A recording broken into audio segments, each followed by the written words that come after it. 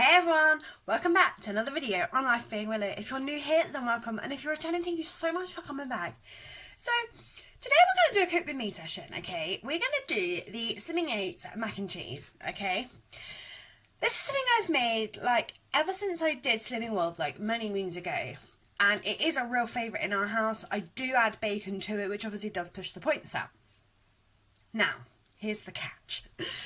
Okay, so I've always pointed it at 7 points with bacon, okay?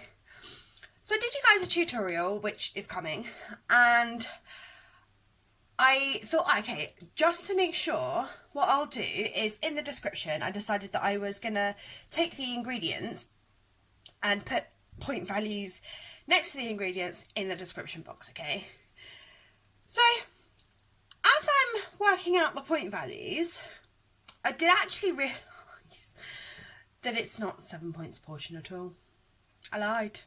I've been pointing it wrong my whole entire Weight Watchers life. Yeah. It's actually 13 points portion. Which kind of screws me over slightly because, I honestly thought it was lower, and for me, a whole 6 points extra, that's pretty extortionate. However, it is really, really good. I will probably still make this on a regular basis because we do enjoy it that much. However, throughout this tutorial, I do bang on about how it's really, really good because it's only 7 points. But it's not 7 points. So I thought I'd just shove this disclaimer in there, just at the start, just so that you guys are aware that I was wrong. And I hopefully hold my hands up to that. And I just didn't want to give you guys wrong information. So please be aware that when I say it's 7 points, it's not 7 points. It is actually 13 points portion. And it is still worth making. It is really, really yummy. And I really do hope that you guys enjoy it. So let's get into it. You guys will need a set of scales. You'll need 400 grams of macaroni. 140 grams of cheese. This is the cheese that I'm using. This is the 50% less fat from Asda. You'll need a pot of fat-free cottage cheese. 2 eggs. A chicken stock cube.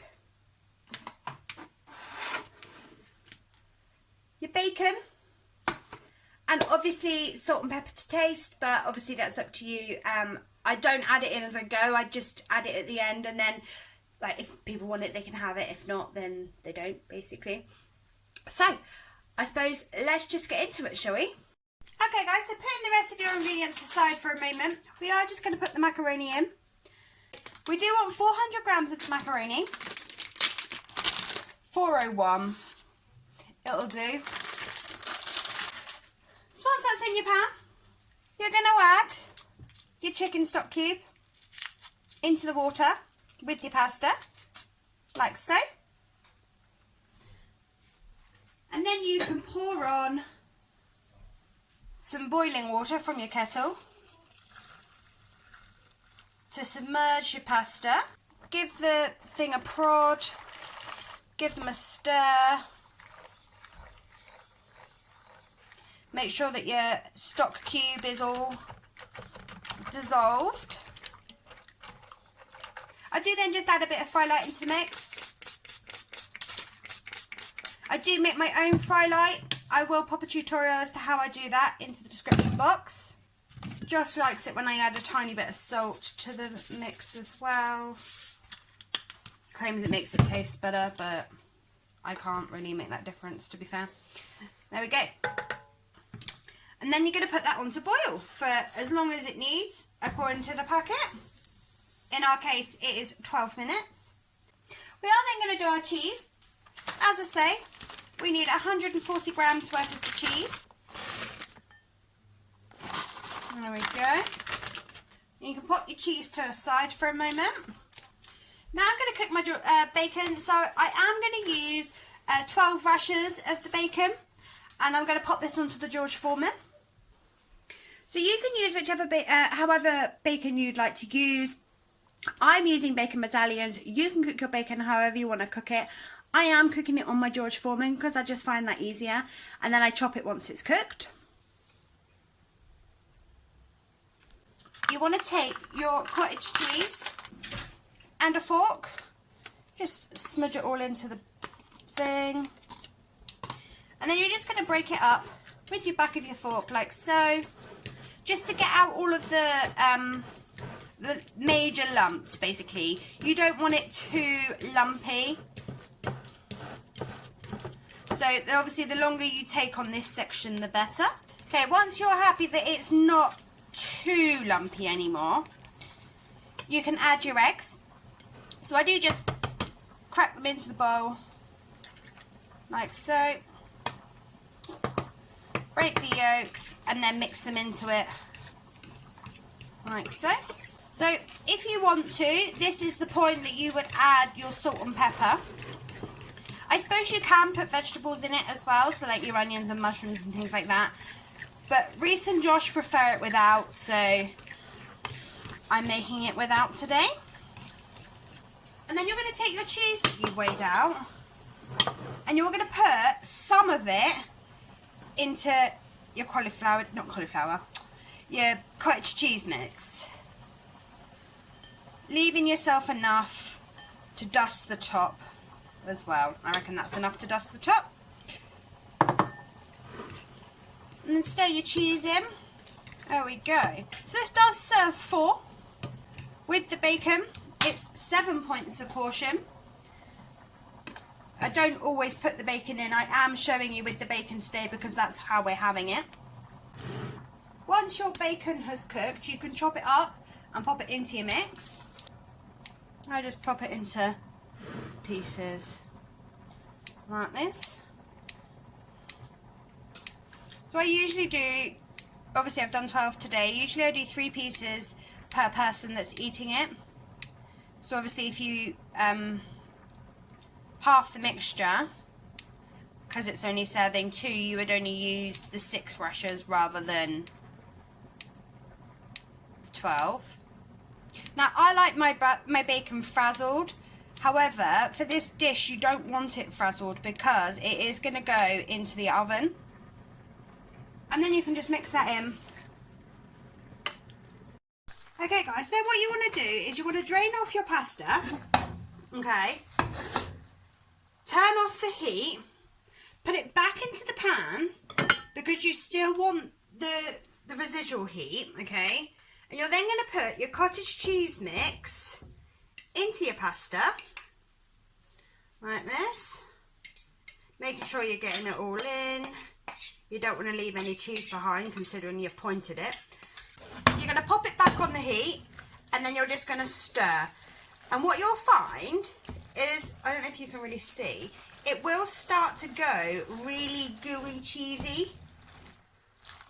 So you don't want to add any more heat to it, but you want to make sure that it's still on the heat, if that makes sense, so that this bit can do its thing. Make sure all of your pasta is coated. Now, I don't know if you can see on the camera, but mine is starting to become really, really like cheesy. You know when cheese melts and you can see the stringiness of the cheese? It needs to be like that, really. So mine is doing it. Once yours is too, and that you're happy, it's all gone, like it's all coated, you can pour it into your dish. Like so. So as I say, it does serve 4 people. It is 4 people with generous portions. I'll pop it in like that. Move it all around. Kind of like flatten it a little bit. Then you can pour on your cheese, or I say pour, sprinkle. So I like to give it a little bit of a sprinkle like so. We like it really cheesy. So this is just the residual of the cheese that I had, that I'd weighed out. Now, if you're like me, I mean, before Weight Watchers, I used to put like crisps on the top of any pasta in baked dish, just so that I could get a little bit of extra crunch. However, on Weight Watchers, crisps is points, okay? Something that isn't points for a dusting is Smash. So I am going to use some Smash. I'm just going to sprinkle just a little bit across the top, like so. Like not even a point's worth. Just to get that bit of crunch onto the top. It just crisps it nicely. That is now ready to go into the oven. I will put it into the oven on 200 for around 15 minutes or until golden, and then it will be done. Guys, can we all just appreciate this for a second? This looks amazing. I'm so looking forward to it. Okay guys, so that does conclude our Cook With Me tutorial. As I say, it's not 7 points, it is 13 points a portion.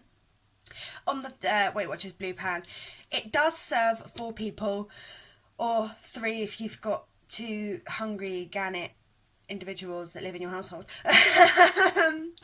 But yeah, definitely worth making. And if you guys do end up making this, do let me know how it goes in the comments, like what you thought of it, if you've added anything else to it, you know, if you tweak it at all, because I'm always open to new ideas. A lot of my recipes that I make or bring to you guys are recipes that I've tweaked slightly from other places.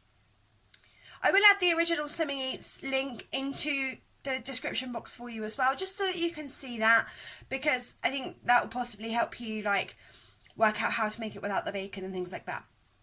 Although just don't add the bacon in, but hey, I'm gonna add it in because it wasn't originally my recipe.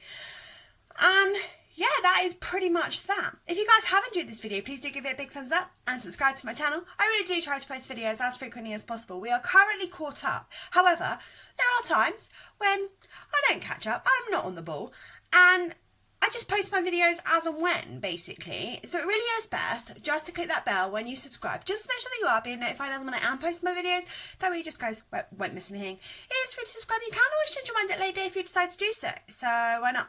Pretty much it, guys. Thank you so much for watching this video. Bye guys.